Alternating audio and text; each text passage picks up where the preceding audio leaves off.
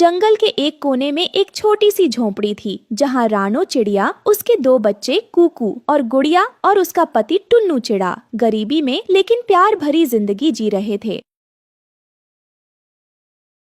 टुन्नू जंगल के किनारे एक छोटी सी किराने की दुकान चलाता था।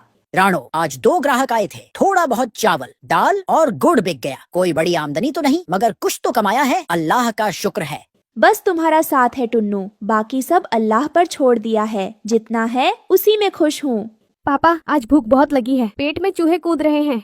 अरे मेरे शेर, तू तो पूरा नवाब निकला। तेरे लिए तो ये दाल भी शाही खाने से कम नहीं है।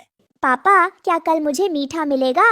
जरूर मेरी गुड़िया। जब अगली बार कोई गुड़ का थैला बचेगा तो उसमें से तुम्हारे लिए सबसे मीठा टुकड़ा लाऊंगा। तुम थक गए हो टुन्नू, आओ थोड़ा पानी पी लो। अगली सुबह जब जंगल पर हल्की सी धुंध छाई हुई थी, तभी अचानक कुछ लुटेरे पक्षी टुन्नू की दुकान पर टूट पड़े। सारा माल निकालो, अब ये दुकान हमारी है। जंगल में अब हमारा कानून चलेगा। दाल, चावल, गुड़, जो कुछ भी है सब हमारी झोली में डाल दो, नहीं तो जान से जाओगे।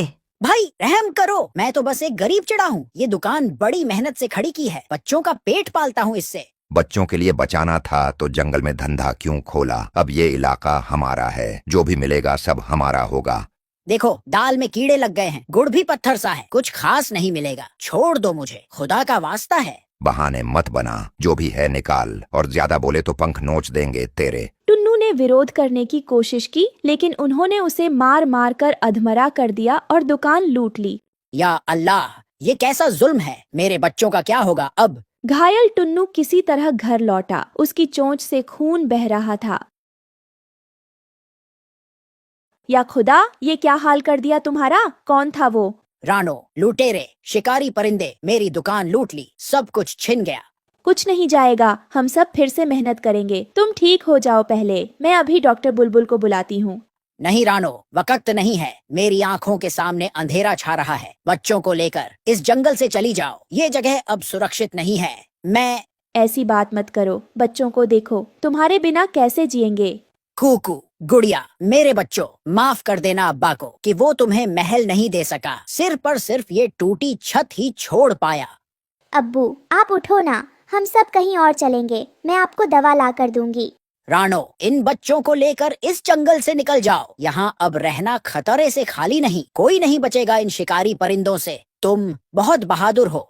हम साथ चलेंगे टुन्नू, तुम ठीक हो जाओगे, देखो मेरी कसम। नहीं राणो, अब मेरी सांसें साथ नहीं देंगी। अल्लाह हाफिज, अपना ख्याल रखना। टुन्नू की सांसें थम गईं। राणो बिलक बिलक कर रोने लगी। उसके जीवन का हमसफर चला गया था। रात को ही राणो ने बच्चों को गोद में उठाया और निकल पड़ी। चुप रहो मेरे लाल, कोई आवाज मत करना।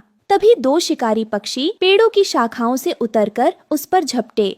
अरे वही चिड़िया है, भाग रही है, पकड़ो। बिल्कुल, भूखे पेट कई दिन से उड़ रहे हैं, अब की बार नजर नहीं हटानी। राणो जंगल के रास्तों से दौड़ती रही। वो पड़ोसियों के घर पहुंची, लेकिन सबके दरवाजे बंद थे। मदद करो, टुन्नू नहीं रहा, शिकारी पीछे हैं। माफ करना राणो बहन, हम अपनी जान नहीं खतरे में डाल सकते। खुदा तुम्हारी मदद करे। तो अब कोई अपना नहीं रहा। हर घर के दरवाजे बंद हो गए। राणो ने बच्चों को पीठ पर बिठाकर उड़ना जारी रखा। वो एक एक पेड़ के पीछे छुपते हुए जंगल से निकलने की कोशिश करती है। या अल्लाह, ये तो हमारे पीछे ही पड़ गए। कहाँ छुपाऊं बच्चों को? कौन देगा पनाह?